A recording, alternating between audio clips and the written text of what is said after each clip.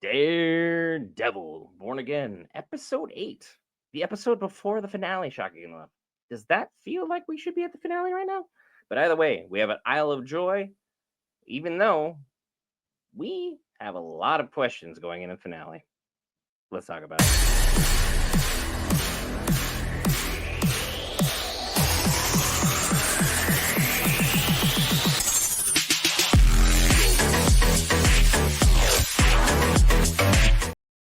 All right, guys, Brent here back for Geek Variants. We cover basically everything from Marvel all the way to anime and a lot of stuff in between. For this week's recap, I'll be discussing the Isle of Joy, and let's just jump right into it. This episode, in the beginning, at least for me, was very slow, painful, and tedious, hard to get through. But the last 10 minutes probably had most of us on the edge of our seats as we're panning out and trying to see who, what, when, where, why, how, all these major questions that we have pertaining to the fact that Bullseye is out, he's about, and he's causing chaos the first chance he gets. And with how this episode is panned out, I say having this be the lead up into the finale feels like there should have been one more episode for me, at least. You guys can sound off in the comment section below. It feels like we needed something a little bit more just to kind of expand or just kind of add more layers into what we have going on here. But at the same time, we just haven't really gotten that level of information. Well, we've had tons of time, almost too much time, with Daredevil being an attorney and seeing Fisk run around as mayor.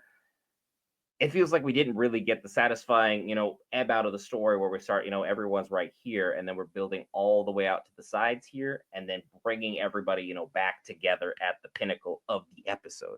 It really never felt like their stories had full closure, so to speak, so that we can, keep going around this rabbit wheels of everything going on. Because we picked up this episode right where we left off last episode.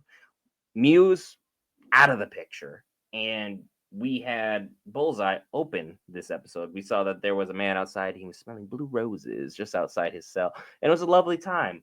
But Bullseye, ultimately, on the orders of one Mayor Fisk, gets let out to be part of general populace. And if you know anything about the prison system, there's one place you do not want to be: general populace. That's where everything goes down. When they warn you, hey, don't go to jail, or hey, don't go to prison, it's general populace. You do not want to be. You do not want to be in those areas. You don't want to be around those people. Things go bad very, very quick. And even someone of Bullseye's caliber is like, hey, I need someone to make a phone call. And he decides to go ahead and reach out to Daredevil to go ahead and try and get the connections. While all this is going on, Daredevil receives a message via Fisk, who is sending an invite to, Daredevil's girlfriend. Hey, why don't you come on down and come to our ball? We're going to have a giant event or gala, if you will, and we're going to have a great time. Everyone's going to mingle. We're going to get up and close. We're going to talk about how we're going to work on my next project. And then him inviting his girlfriend, even though he should not know that his girlfriend is at Daredevil's house, Fisk still knows. Fisk is enlightened to this scenario, and he's sending Daredevil a very clear message. I know you did in Muse. So for all intensive purposes, my eyes are fixed on you, my friend. I know you. I see you. I'm on to you. I'm keeping up with all the goings on, whether you think I am or not. I never lost track of you. So their rivalry has continued on 1,000-fold. And while all that's playing out, we see that Kingpin has decided to ultimately unveil himself to Vanessa. He lets Vanessa know he's had Adam this whole time. And while last week we thought that Adam was kaput, dunzo, no longer with us, with the Lord, however you want to say it, whatever witty version you want to go with, ultimately we find that Adam is okay, but still, behind bars in Fisk's possession. And Fisk comes out to Vanessa and said, hey, I just couldn't picture you with another man. I couldn't see you with another man. The fact that his hands and his lips and his body were on you drives me insane. But the old me would have ended him. So ultimately he says, I didn't end him. I'm growing, I'm evolving, I'm adapting, I'm better, which for the show's purposes I think is worse. I think a more violent Kingpin, a larger Kingpin, a more physically commanding Kingpin is better for the show than us having this mixed villain version of Kingpin going on. Because right now it looks like he's genuinely actually trying to do his mayor stuff, but the only thing that he's doing bad is trying to shut down vigilantes, which is weird because vigilantes are illegal anyway. So the fact he's putting this much effort into it is it's a confounding for us. But Vanessa decides to take the initiative. She picks up the weapon that was there, decides to put Adam down permanently. Within 4 or 5 clicks of that trigger, we are missing Adam. It was knee, stomach, heart, head, right between the eyes. Vanessa, lethal. Do not upset that woman. She will put you down fast and in a hurry. And as the rest of the episode kind of pans out, you see that Matt is spiraling. He's just going from worst case scenario to worst case scenario. He has to check out of the firm for a moment, and he decides to go visit the old bar where Foggy was taken care of. As he finds out, he turns out that Foggy was drinking his celebration drink, not his usual drink, on the whims of his now, coworker slash boss. And ultimately, he's putting 2 and 2 together that Foggy knew he was going to win an upcoming case, that Foggy was on the road to victory. He was going about things in a different order and manner than which he was used to, because the bartender knows exactly who you're serving. If you ever bartended, you know exactly what your clientele drinks if they've been there enough. It's just kind of how you build rapport, because you see them walk in, you get their usual, you give it to them. It just makes things smoother, it makes things easier, it makes them feel appreciated and seen, so they want to keep coming back to you, time and time and time again. With everything going on, he's putting 2 and 2 together, realizes, hey, someone took out a personal hit on Foggy.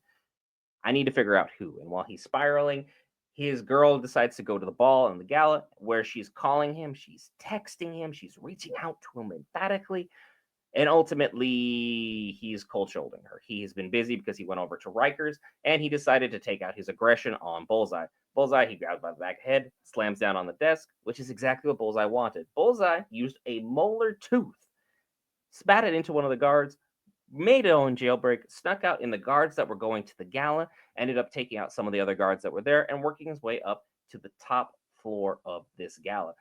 Kingpin has been shaking everybody down because he shook down the swordsman. He's been shaking down other individuals of power. And we're seeing that ultimately, while Daniel does get upped to deputy mayor, BB is still playing him like a fiddle. She's got him exactly where she wants him. The dude is a fool. He saw a pretty dress. His brain turned off. It was a wrap at that point in time.